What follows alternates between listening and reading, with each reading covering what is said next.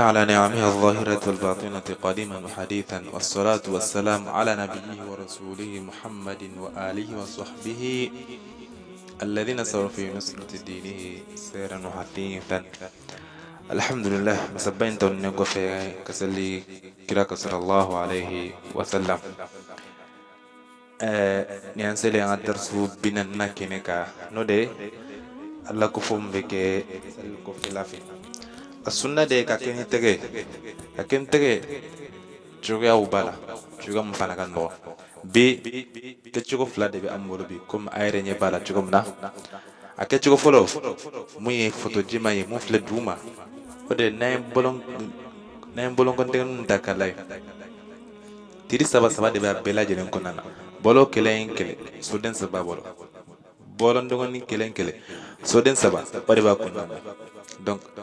ki tegeda so de kelen gon ka fa subhanallah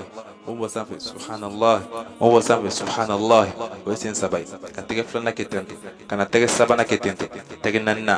tengo ni durna no da labai donc ni o ke sin kele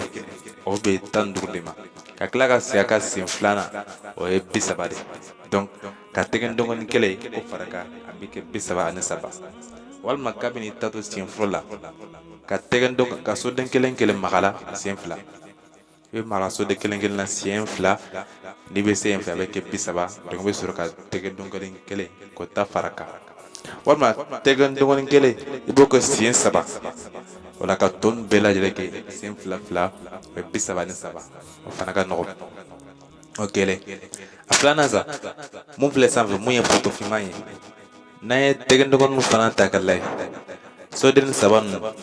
ukere dawla na bo kiri be kere dafi oh